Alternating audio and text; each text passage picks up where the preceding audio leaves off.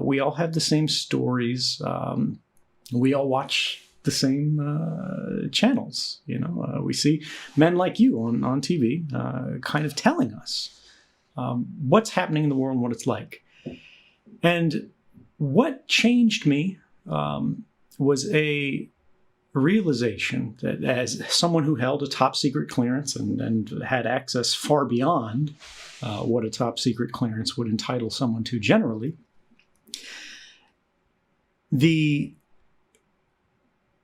private truths of what was actually happening in our government, what our government actually does, what our nation was involved in without the knowledge or consent of the people that it purports to represent, was very different than the public representation of it. And that, really, just that seed alone was the start of a journey that would take me many years to ultimately realize, and the decision, as you said, to come forward. And the ultimate reason why I came forward was simply to bridge that gap in my own experience and share that with everyone else, to share the realization that I came to, that what we were being told is true and real and is the state of our world, was in fact a witting and continuing lie by some of the highest representatives in our government. And I felt that people needed to know that. What was the lie? I think the most famous one for me, and really, the turning point, would be when you look at the exchange between Senator Ron Wyden and then Director of National Intelligence, James Clapper. This is sworn testimony in front of the Senate Intelligence Committee. And for those who don't remember it, because it was some time ago, it looked a little bit like this. So what I wanted to see is if you could give me a yes or no answer to the question, does the NSA collect any type of data at all on millions or hundreds of millions of Americans? No, sir. It does not. Not wittingly. There are cases where they could inadvertently, perhaps, collect, but not wittingly. Now, the importance of this is to think about what that represented. This, of course, was false. The NSA was collecting the phone records of every Verizon customer on a daily basis.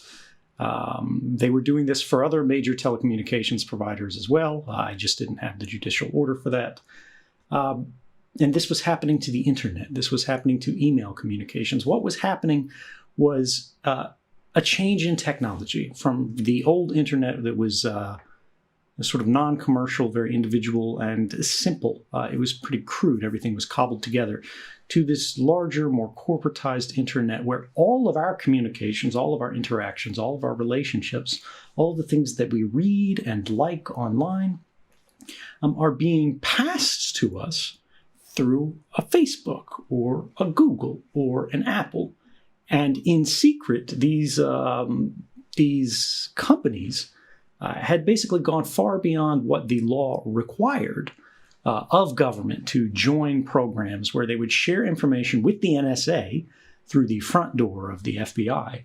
And it was continuing for years without the kind of individual warrants and legal process that we expected and we had become accustomed to. That we're told in the Constitution, this is how our government works. And so for me, when you ask what was the lie, the lie was not any one particular part of these programs. It wasn't a particular detail. It was the fact that there was a breathtaking sweep of intentional, knowing public deception by people at the level of the Senate, by people in these different executive agencies, intelligence agencies, and then in the White House itself, even from the president, then President Barack Obama, who campaigned on ending warrantless wiretapping that he had criticized so heavily in the Bush administration, but had in fact, in secret, extended and embraced these programs and these authorities to a level that I began to feel had truly narrowed the boundaries of our rights. Does the NSA routinely intercept American citizens' emails? No. Does the NSA intercept Americans' cell phone conversations? No. Google searches? No. Text messages? No. Amazon.com orders? No. Bank records? No. We're not authorized to do it, nor do we do it. You're at the NSA and you're dealing with these secrets before you even saw the head of the National Security Agency on TV. And what did you think about them then?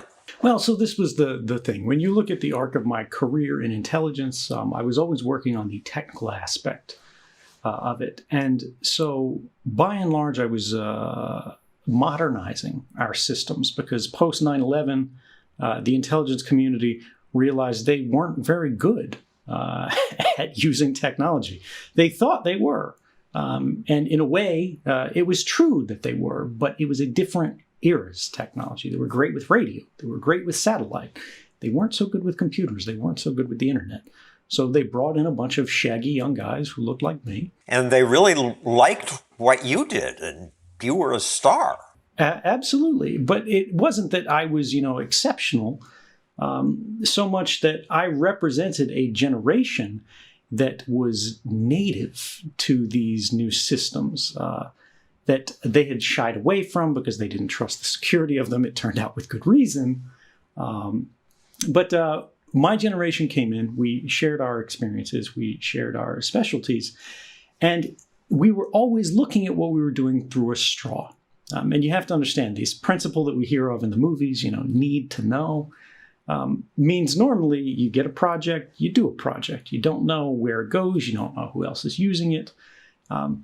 But bit by bit, I was redirecting and collecting the flow of intelligence. Then I was backing it up, permanizing it, making it so that if we lost a building, if we lost a site, we didn't lose everything that had passed through that, the information that had been passed through that. And I thought this was information about terrorists. I thought this was saving lives. I thought this was preventing wars. But as I moved higher and higher in the organization, as I moved from CIA to NSA, as I moved from office to office, my straw that I'm looking through gets wider and wider and wider until I land in this place called the Office of Information Sharing. It turned out I would be much better at this job than anyone expected.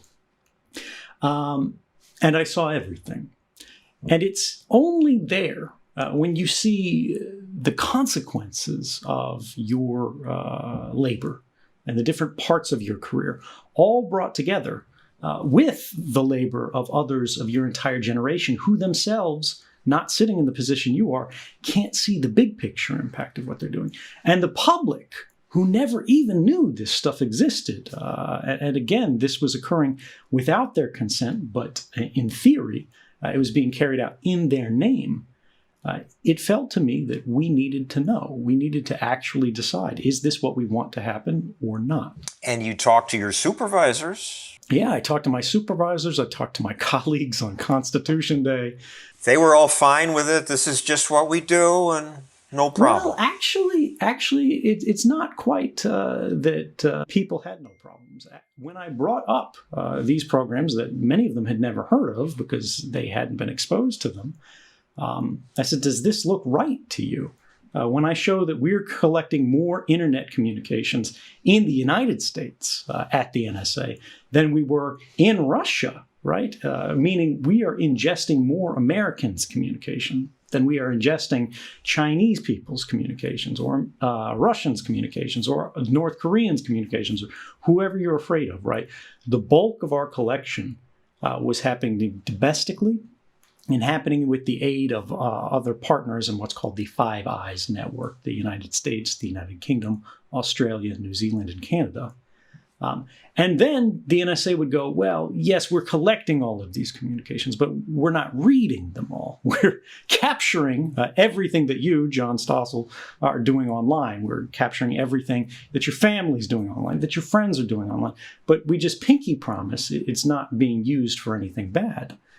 And then, being an engineer, I see how these things actually are being touched. They are being processed. They are being sorted through every single day. Algorithmically, it sort of proves the lie, right? That all of these promises, they don't really amount to much. All of these processes and regulations and procedures don't amount to much. And in reality, what the NSA is doing every single day, its ordinary course of business, is violating not only the laws as written, but likely the Constitution. And I tell this to the guy sitting to my right, a good friend of mine. Tell this to the guy sitting to my left, a good friend of mine, to my office manager, right? And all of them actually in private, right? When you're not in email, when they're just speaking heart to heart about this, they go, no, this is crazy. I'm not sure why we're doing this. I'm not sure how we're doing this. I'm not sure this is legal. But you know what happens to people who talk about this, right? I wouldn't put this in writing. I wouldn't go, to this office or that office. They're not going to do anything about it. It's not your job. It's not my job. This is way above our pay level, basically. But what happens to us as an organization at the NSA? What happens to us as Americans? What happens to us as a society if everybody sees something wrong and goes, well, if I say something about it, I'm going to get into trouble? What happens if everybody goes, I'm not going to do anything about this because it's not my job? That's how things go wrong in a much more serious way. And the reality was I was just like them. For a long time, I had a growing sense of unease, but in reality, it was not my job to fix it. And this was actually one of the criticisms that was eventually leveled against me, was they go, who elected you? But it's not about, who you are. It's about what you've witnessed. It's about what you can prove. And does that matter? And I think the last 7 years, when we've seen the courts review these programs and confirm that they were, in fact, unlawful, we've seen laws changed even by the legislature that was implicated in the wrongdoing in the first place. But at some point, you decided, I'm not going to keep my mouth shut. Yeah, I mean, it's exactly because of this. If I keep my mouth shut, the guy to my right, the guy to my left, we all think this is wrong, and we all keep our mouths shut. What does tomorrow look like? And the year after that, and the year after that? The reality with these kind of extraordinary powers in government, particularly we all understand this now in the post 9/11 moment, because it's not just surveillance. It's happened in war. It's happened in international diplomacy. It's happened in economy with the financial crisis, how we bail out the banks, but we don't bail out ordinary people. When the government writ large identifies a moment of crisis, they use that crisis for an exceptional demand for exceptional powers to which they normally wouldn't be entitled. This was the rise of the Patriot Act, right? This was how the Bush administration got involved in more or less wiretapping. This is how we got extrajudicial killings through drone strikes off the ground. This is how we got involved in torture. But it's always justified as, an exception to ordinary operations, something that's done for a narrow purpose in a narrow way, but then nobody objects to it. These all happen in secret, remember. They keep the body of witnesses small by design to limit the amount of dissent that can occur internally, organizationally. And those who do complain are generally shuffled off the program. They're put in a closet somewhere, and they ride out their days to retirement if they're lucky, never doing anything that matters again, but also not having access to anything that could cause problems for those who are violating people's rights or our laws. But this, as you said, why speak up? If you sit by and see a system engaged in wrongdoing, and you do nothing, even if you don't participate in it any longer, Even if you resign, you are perpetuating a system of wrongdoing. You have become not just part of the wrongdoing, but party to it.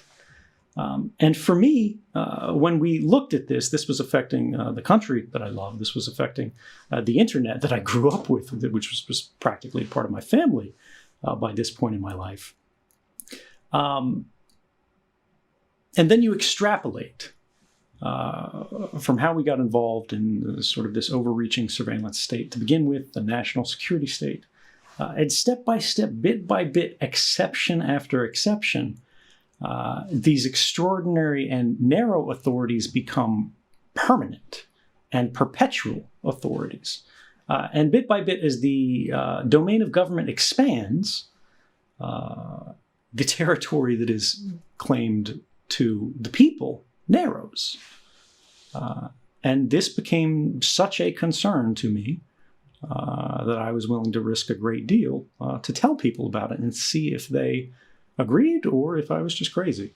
My preference, and I think the American people's preference, would have been for a lawful, orderly examination of these laws, a thoughtful, fact-based debate that would then lead us to a better place. There were other avenues available for somebody whose conscience was stirred and thought that they needed to question government actions. So why go to certain members of the media? President Obama later said there were other avenues available for someone whose conscience was stirred. Inspector generals, Congress. Yeah, no, I mean, this is a great kind of question. I mean, we always look at these things. We don't want anybody in government to be able to go out and, throw any secret about anything out on the media willy-nilly. And this is one of the primary institutional criticisms against me. On the other hand, are there internal channels, as Obama posited? For me, no. Even under the most generous reading of the law at the time, what he said was incorrect. And he said so at a time that, by the way, he knew it was incorrect, even though it was politically useful, because this had been debated in newspapers around the country by this point. I was not an employee of the NSA. I was employed at a private company that was contracted to do work for the NSA at NSA buildings, on NSA equipment. The only difference between myself and the actual NSA employee sitting to my right in the office was he had a blue badge. I had a green badge. Green was for contractor, blue was for staff employee of government. But the whistleblower protection laws did not apply to contractors. This makes sense if you think about it in the context of the moment, because how can the government protect someone from complaints when it's not actually their employee, right? How can the government prevent someone from being disciplined when they're a private company for whatever purpose? And the reality is there was, even if I had gone through an internal process, had I gone to Congress, had I gone to the president himself, the ultimate result would have been the same. I would have been stopped at some level by an individual like the NSA Inspector General, who is supposed to be kind of a watchdog that makes sure the NSA's activities are legally compliant, or the Office of General Counsel. I would have been terminated from my position.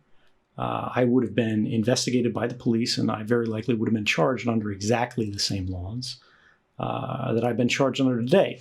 We know this, not because I'm speculating and throwing this out of air, but because it had happened before in the case of a former NSA executive at a much higher level than myself, by the name of Thomas Drake, who did go through proper channels and whose story I was very familiar with, because I was determining, should I do this? Is it right? Will it work? Will it be effective? William Binney, who was charged with Thomas Drake at the same time, or investigated at the same time as Thomas Drake for the same disclosure. He had men with guns drawn come into his house at dawn. Yes, exactly. You had the FBI burst into your house. They take all your computers.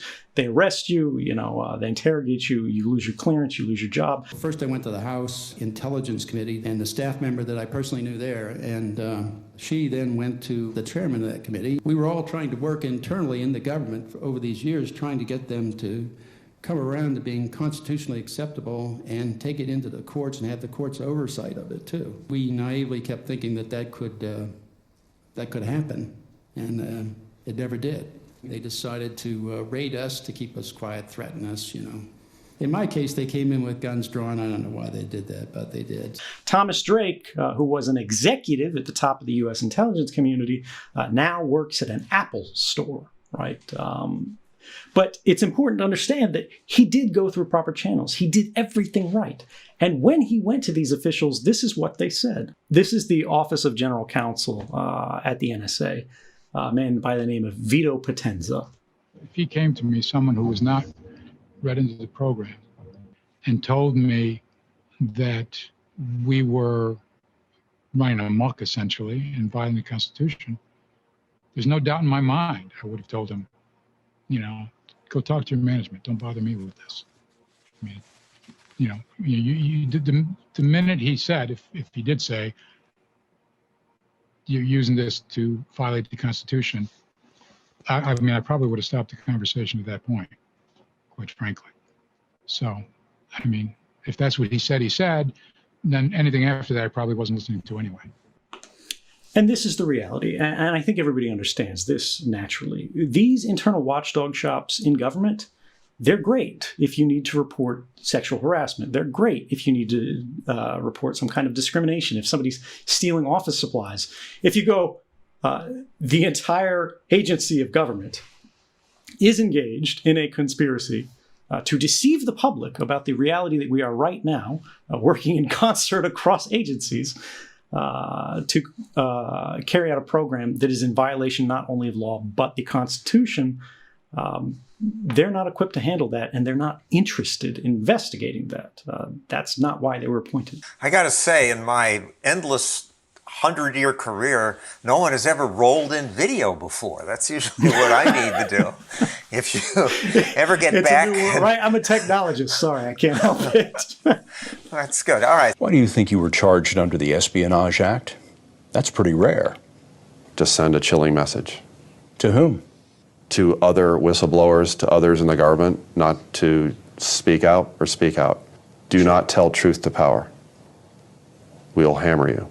Drake on 60 Minutes, where he said the purpose was to send a chilling message. Do not tell truth to power, we will hammer you. I think that that's absolutely correct. When you look at the lived experience of whistleblowers, and again, these are separated by decades of different White Houses, different presidents, different administrations, different Congresses, different policies, the response is always the same. If someone inside of government reveals government wrongdoing at the level that threatens the reputations and certainly the electability of whether we're talking about agency heads, whether we're talking about politicians, whether in the legislature or the executive branches, their first priority is to stop you from talking. Because they want to control the narrative. And this is really what this is about. When you look at all of this mass surveillance, whether we're talking about internet surveillance, whether we're talking about telephonic surveillance, whether we're talking about domestic surveillance, whether we're talking about international surveillance, you've been in the news a long time. You've seen these officials. You've interviewed these officials. They constantly tell us, this is for your safety. This is to investigate terrorists, right? And I kind of believe it. Right. And we all believe it to some extent, particularly when we share the national trauma of 9/11. But when you look from the inside as an employee at what we're doing with this, I see all the reporting, right? I've got access to all the reporting. And then you look at things that happen in the wake of scandal. For example, after I came forward, Obama, who was facing extraordinary pressure, appointed 2 independent commissions to investigate these programs because he was trying to basically justify these things and find where they were accurate, where they were useful. This was the Privacy and Civil Liberties Oversight Board and the President's Review Group on Intelligence and Communications Technologies. Both of these groups had full access to classified information. Both of them talked to all sides of the intelligence community. They went to the FBI, they went to the CIA, they went to the NSA. And they said, look, we've got the clearances. Give us your success stories. Show us where this helped. Show us where this saved lives. Show us why we should be doing this. And they looked, because at the time, we had people, we had Keith Alexander, then director of the National Security Agency, going in front of Congress, going on TV and saying, this stopped 47 plots or whatever. People are alive, buildings are up because these programs. Well, Barack Obama's own investigations into this found that in the case of the very first program that we looked at, this was the mass surveillance of telephone records domestically, it didn't stop a single terrorist attack in more than 10 years of operation. And that's happening in secret, mind you, before it hits the front pages and all of that stuff. And in the only case, they also found, that it never made a concrete difference, and that's their words, in a single counterterrorism investigation. There were plots that were found, but the court found that they already had the information. They didn't need all this spying. We've heard over and over again the assertion that 54 terrorist plots were thwarted. That's plainly wrong. These weren't all plots, and they weren't all thwarted. The American people are getting left with inaccurate impression of the effectiveness of NSA programs. They actually never discovered a plot through these programs. Never. Not once.